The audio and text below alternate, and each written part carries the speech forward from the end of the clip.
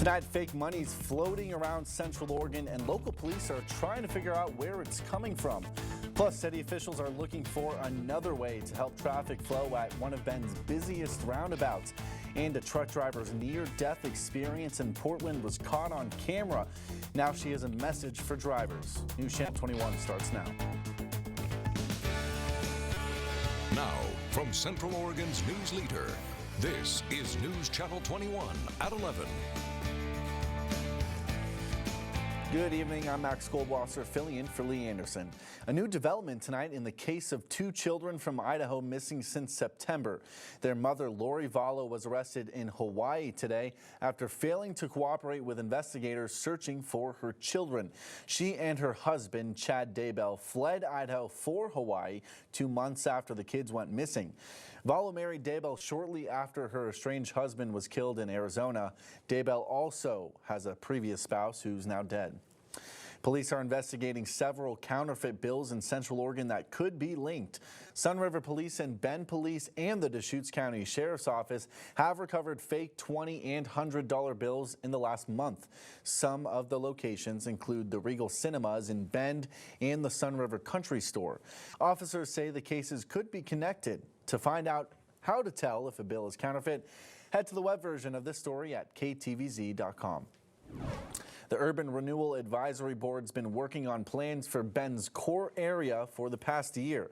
Tonight, project managers shared their vision with the community at an open house in downtown Bend.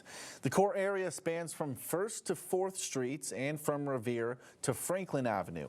It includes the Bend Central District. We heard from people living nearby and those close to the project about the plans as they stand tonight. That's really exciting to me, to have eventually pedestrians and cyclists really taking over the central area and having the main modes of transportation be biking and walking, and I think that's really realistic. The urban renewal plan is a 30-year plan, but the time that it takes to really see the full benefits of those investments, usually, it can take up to 50 years. As for the short term, Allison Platt says the city's working with the advisory board on a draft plan and report. Through the spring and summer, the board will finalize recommendations to bring to city council for final approval. Clouds rolled in across Central Oregon today, but Katie Suniga says they won't last long. She joins us now with the first look at your weather. Katie. Max, we're already seeing the clouds leave Central Oregon. We have pretty clear skies to our north, just a few clouds pushing off to our southeast, and this is something that will continue through the evening into tomorrow before we have pretty much fully clear skies for our Friday. Our temperatures right now, look at this, across Central Oregon, already 24 in Sisters, into those low 20s in Lapine, mid-20s Sun River, and getting into those mid-20s as well. Redmond and Madras, hanging on to the 30s in Warm Springs as well as in Prineville. We're going to stay in those low to mid-20s for our overnight lows tonight. Here's a look at the winds right now. Starting to die off even more, which we expected. They should die down completely tonight. Maybe just some gentle breezes, but by tomorrow they'll pick right back up out of the south, 5 to 10 miles per hour, maybe shifting a little bit to out of the east as the low pressure center offshore begins to move across into California. For the look ahead for the next couple of days, we will see variable clouds. A few tonight, clear tomorrow. The clouds will come back in on Saturday, and then we see that chance, very slight chance for some rain Saturday night into Sunday. But we're still going to get warmer. We're actually not done with this warm up yet. We're going to be getting into the mid-high 50s before we begin to cool back down. So coming up here in just a bit in your full forecast, we'll talk about the winds, we'll talk about the temperatures, we'll talk about the snowfall. All of that will be timed out for you coming up here in just a bit. Max, back to you. ODOT's predicting at least one more day of work to clean up and repair the oil spill on Highway 22. The road's been closed from the Highway 20 junction to Idana since a space-age fuel tanker crashed last Sunday. Crews have removed more than 2,300 cubic yards of contaminated soil. Water samples from the North Santiam River now show extremely low contamination levels. 6 people went to the hospital after a wrong-way semi-truck crashed this morning. ODOT officials say the semi was going south when it crossed into the northbound lanes and jackknifed across I-5 near Wilsonville. The semi started a chain reaction that caused 4 vehicles to crash. Northbound lanes were closed for more than 6 hours. A trucker says a driver ran her off the interstate in Portland and pointed what looked like a gun at her. Camila Ortiz shows part of the incident caught on camera tonight. Tracy Owens said she was driving southbound on I-5 near Tualatin Thursday afternoon when this happened. Her GoPro rolling as an SUV cuts in front of Owens' truck, then slams on the brakes. When Owens tries to move over a lane, the driver cuts her off again, forcing her into the shoulder. You got to be careful not to flip it over. That's what was going through my mind, and what is he doing trying to run into my truck, because it's not going to be a good outcome. The situation escalated from there. He snuck up on the side of me and he twisted his arm around like he had a gun, and he was pointing it right at my head driving down the road. Owens told me she called 911 right away, but stopped her camera to make sure the footage saved after she was forced into the shoulder. That was Camila Ortiz reporting. Tracy Owens says she was on the phone with the dispatcher when the driver pointed whatever he had at her. She wants to remind all drivers to give semis plenty of space for everyone's safety. The city of Bend will test a new way to improve traffic flow at one of its busiest roundabouts. Crews will install metered signals at all 4 entrances to the roundabout at Reed Market Road, Bond Street, and Brookswood Boulevard. It's similar to freeway on-ramp meters. Peak traffic flows at the intersections from 11 a.m. to 2 p.m. The city says on average more than 60,000 cars pass through the roundabout each day. We're hoping, so again, we're trying to validate the data that we've gotten. If it is a success, which we're hoping it will be, studies have shown that it will be successful, that we will be able to implement the meter signals permanently out there, and then hopefully maybe even at other locations that we have roundabouts that may be nearing capacity. If they decide to make the switch permanent, it would cost around $500,000. The other option would be expanding the roundabout to 2 lanes. That would cost more than $3.5 million. Today we went around and asked some of you if you think the metered roundabout would work. It's needed definitely during ski season and school hours, so 3:30.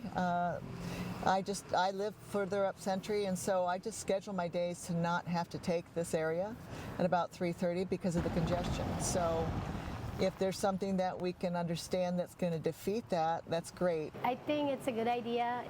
Reed Market is super busy, and it makes easy for the people to go to the businesses or just move the traffic. I think to me, as a business owner, I think that's a good idea.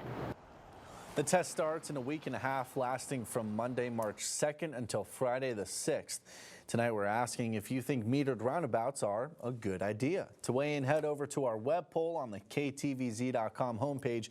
You can vote on previous polls on that page, which you'll find under the News tab. Coming up, if you're a homeowner in Redmond, you may have to pay higher taxes to keep your community safe. But first, the Nordic State Championships start tomorrow at Mount Bachelor. We'll tell you how a local couple has made it all possible once again. Tonight, high schoolers in Bend met to wax their skis ahead of the Nordic State Championships, which begin at Mount Bachelor tomorrow. But the real story here is the work a Bend couple has put in since 2000 to make this all possible. 20 years ago, we're told only about 6 or 7 high schoolers in the state competed in Nordic events. William and Jenny Martin noticed the vacancy and wanted to expand the sport. Now, William estimates about 250 athletes representing 13 schools will be racing at the tournament this year. The sport has grown so much, in fact, the state championships have been held at Mount Bachelor over the last few years because it's the only venue big enough to host all the competitors. Williams continued to make it a priority even after recently being diagnosed with multiple myeloma, a treatable but not curable form of bone cancer.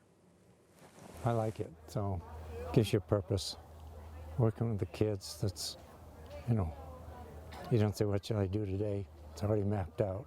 They are so inspiring, and I want to be them basically when I get older, and just now they're very inspiring people. They just give whenever they can of their time, money, everything, and they really helped me to grow as a skier and as an individual. Nordic skiing is now a club high school sport, part of the Oregon Interscholastic Ski Racing Association. William and Ginny say Nordic skiing is completely volunteer-based. The coaches, they don't get paid, and the parents dedicate time and resources to help out. That's how this whole waxing event even came about. Parents offering a space for the athletes in the Bend community to prepare their tools for the race. Now, the state tournament starts tomorrow at 2 o'clock and runs through Saturday. We'll have race results and highlights in our newscasts on Saturday night. As the sun sets on Central Oregon, skiers and snowboarders get their last laps in at Mount Bachelor, and then an army of quiet workers climb into giant machines to shape the slopes for the following day. I rode overnight with a snowcat operator to give you an exclusive look at how it's done. A beautiful day on the slopes. Awesome. As good as it gets. Skiers and snowboarders carving up the corduroy. When you're here at Mount Bachelor enjoying different runs and park terrain, what you might not consider is the work that goes on behind the scenes to get the mountain ready every day. And that's where the groomers come in. When many of you are going to sleep, Parker Bohan is just getting started. And we're off to the races. Bohan began operating snowcats in California in 2008. Now he's in his third season at Mount Bachelor. I've been doing it a while, but it never gets old. Bohan is one of 33 operators at the mountain, but one of 9 who focuses on the terrain parks. It takes a team. It takes a village. Nobody does this by themselves. Some operators work a swing shift from last chair at 4 p.m. until midnight. Other operators like Bohan work the graveyard shift from midnight until first chair at 9 a.m. It's not a very smooth ride. No. Altogether, the operators cover about 1,600 acres on the mountain. On this night, Bohan's job is to groom a 25-acre spot on the east side, including the new Otter Rock Terrain Park. Just taking it from just below the feature, outside the feature, and I'm just trying to get this grade to be a little flat. To put it simply, Bohan pushes the snow with the blade in front, processes it with the tracks, and grooms it with the tiller in back. With 12 years of experience, Bohan makes it look easy, but he says taming the trails is a very technical task. You're handling a machine that's 18 feet wide, 29 feet long, and costs up to $500,000. All by the tip of your fingers. I mean, you're being asked to manage a piece of equipment and be responsible for it during your shift that's probably worth more than any house I will ever own in my lifetime. Luckily, I caught Mount Bachelor on a mellow night. Clear skies, calm winds, and average temperatures, but that's not always the case. Sometimes you don't know where you are. Vertigo kind of comes into play a little bit. No matter the condition, though, Bohan says he has the best job in the world. We're enhancing people's lives, and that to me is the reason why I wake up every night at 10:30 to come here and jump in a machine, because, you know, I have a piece of ownership there too, having a family and a little girl, and she comes up here and rides this stuff, and, you know, it's full circle for me. Another reason? Priceless moments like this. Pretty cool, huh? A Central Oregon sunrise. It's kind of like orange juice. It's motivating, you know, or coffee. It's like, oh, the sun came up. Yes, awesome. Yeah, look at it. It's beautiful. So next time you're on the mountain, think about Bohan and the other snowcat operators. They work a thankless job, but it's one we're all thankful for. That snowcat you saw that Bohan and I were in, that's a brand new snowcat, one of 15 that Mount Bachelor has. 5 are dedicated to the terrain park, while 9 others groom the alpine slopes and 1 shapes the Nordic trails. We're told each has a lifetime of at least 10,000 hours. Incredible. Katie Suniga has your complete local alert weather forecast when we return. Now, Central Oregon's local alert weather with Katie Suniga. Partly cloudy skies here tonight in Central Oregon, and actually off to our southeast in Oregon in general. We could see our clouds clear out completely tonight before we get a nice day on Friday, and then those clouds decide to build back in. Taking a look offshore, you see pretty clear skies all the way out into the Pacific. These are not the clouds that will be making their way back to us in the next system. It's actually different clouds that are going to be coming up from the south. Here's our viewer photo of the day. I was hoping for a sunset like this tonight, but we just did not have enough clouds in the sky. Thank you for sending this to us, Anthony. If you have any photos, either of sunsets or animals or anything when you're out and about, please go to ktvz.com. Click on share. We would love to see those pictures. We'd love to get them up on air and online. Here we are looking at the temperatures for this state right now. So we're sitting in those mid 30s to the low 40s in Portland, staying in those low 30s all the way out through the gorge. Then we're in those mid to high 20s in Central Oregon, low to mid 20s out to our east. And then we're also looking at those mid to high 20s from Lakeview through Klamath Falls, sitting in those high 30s still in Medford. Our winds as well are beginning to die off like the clouds are exiting the region. We're down to 3 miles per hour in Redmond and Bend. We could see them completely die off tonight before they pick back up again tomorrow. And this system right here, this low pressure system that's currently moving down and towards the coast of California, has been shifting the direction that our winds are coming from. It will continue to move a little bit more to the east and up just a little bit into Southern California. This will help our winds shift quite a bit, maybe from the south to the southeast in that time. So be watching those winds coming from different directions. Here's a look at the potential for our lows tonight, but you're going to see pretty quickly that we are already in some of those temperatures. So we could potentially get even cooler in some of these areas down into the low 20s tonight. We will remain dry and we'll see those clouds part. If not before the sun comes up, then probably pretty quickly after, as we're looking at a very clear Friday with our temperatures in those mid to high 50s. We could even get a little bit warmer. There's a potential to get up into those high 50s, maybe even low 60s, but really we're looking at the 50s for the most part. With our future track, as we begin the clock, we see little to no movement across the region until we get into Friday. We begin to see a few clouds from our south, and then a few will begin to move in over the Cascades. They kind of bank on the Cascades for a little bit Friday night, and then they begin to push through the region. You'll see the clouds are building back in through the day on Saturday and into Saturday evening. They get a little bit thicker here on Saturday night. This is when we begin to see that potential for the next system that could bring us some rain and snow. Now, the potential for it has been going down just a little bit and a little bit each day. We're now down to about a 40% chance. We're going to see our snow levels drop down to about 3,300 feet. So if there is any snow, it really would be along the east side of the Cascades and in the higher elevations. The rest of us could potentially get that chance for some rain. It does stick around a little bit into Monday, but then by Tuesday we're back to clear skies and temperatures in the mid 50s. That's been a check of your weather. Let's take a look at the snow report. Your local alert weather snow report brought to you by Les Schwab Tire Centers. No new snow in the last 24 hours. We most likely will not be adding any until Saturday or maybe even Sunday night, where we have a potential of anywhere from about 3 to 7 inches. That's been a check of your snow report. We're back after this. Redmond Fire and Rescue wants the community to approve a 5-year levy in the upcoming May election that they say will keep people safe. The agency is pointing to a 30% increase in ambulance calls in the last 6 years. Deputy Chief Jeff Puller says Redmond Fire and Rescue saw an 800 call increase in the past year alone. He says crews field 10 to 12 calls a day between its 4 stations in Redmond, Terrebonne, and Eagle Crest. The money would pay for new equipment and more staff. We asked some people in Redmond whether or not they'll vote for the levy.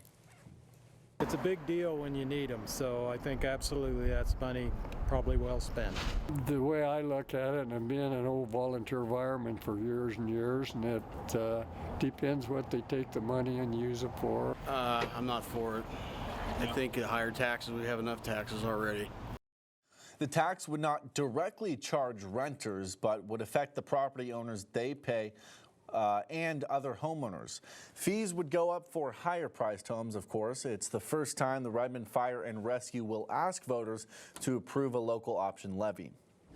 Meanwhile, in Bend, some people don't agree with a resolution passed by Bend City councilors last night. It discourages you from feeding deer and other wildlife within city limits. The ODFW website says doing so could spread disease, attract cougars and coyotes, lead to an increase in car accidents, and put pets in danger. City Councilor Chris Piper says the city's working to collect more data on how many deer and elk there are in Bend and how many animals impact the community. I think what we're doing is really monitoring the situation, and it's really looking at what data is coming in, you know, from ODFW, what data is coming in from our City of Bend Police, and you know what we're hearing through our neighborhood association is really going to allow us to collect that information and help determine, you know, if we do in fact go forth with a full ordinance. Several residents who see animals on their land do not agree with City Council. We have to help them out. I mean, we have to be that human, right? We help out each other. We're running all these animals out. Some of them aren't going to go. This is just where they live. They want to feed it. It's just kind of natural, right? It's kind of unique of what we have here in Central Oregon. But we also have to make sure that we manage it, and we manage it well. If the issue continues, the city may adopt an ordinance including a $750 fine. After the break, meet this year's Deschutes County Fair and Rodeo Grand Marshal. We'll be right back. Investment bank Morgan Stanley is buying online broker E-Trade. Morgan Stanley is paying about $13 billion in stock for E-Trade. It's one of the biggest deals on Wall Street since the financial crisis. Morgan Stanley will acquire E-Trade's $300 billion in assets and more than 5 million customers as part of the merger. The deal is expected to close in the fourth quarter of the year. The former McGrath's restaurant in Bend will be the new location for Chi Chinese and Sushi Bar. The company will remodel the building that's been vacant for 3 years now off 3rd Street at Bend River Promenade. Chi is currently located on Newport Avenue, but its customers were having parking issues downtown. The restaurant plans to move into its new location this summer. Also this summer in Redmond, Mike Scheel will serve as this year's Deschutes County Fair and Rodeo Grand Marshal. Scheel got involved with the fair in October 1991 and started by working the outdoor entertainment stages. He says he's honored to follow behind last year's Grand Marshal, Rachel McIntosh, and her son, Mike McIntosh, who was Grand Marshal in 2018. But there's a reason Scheel says his nomination came as a shock. Grand marshals are folks that have been gone for a while, and I'm still active with the fair. But Gladys Sappington, the president of the Fair Association, nominated me. And like I said, that was a surprise, and I'm grateful that she did, and I'm grateful that I'm given this opportunity. Scheel says as Grand Marshal, he'll ride in several parades and work other events to help promote the fair, which is one of the biggest and most profitable in the state. He says attendance at the Deschutes County Fair is second only to the Oregon State Fair. We'll be right back. So we've had all these bluebird days at Mount Bachelor, very spoiled here in Central Oregon over the last 3, 4, or 5 days, but things seem like they're going to change just a bit this weekend. Maybe even not just a bit. I'm hopeful, but not like holding my breath. We're supposed to be getting anywhere from 3 to 7 inches on Sunday up at Bachelor, but even then it's still going to be partly sunny skies for the most part all the way through the weekend. We're not looking at any like big fat downpour like we really need up there. So spring skiing has I'll come take early. it. Yeah. Certainly Talk will. to Tony Phil. Didn't see a shadow. We'll see you tomorrow.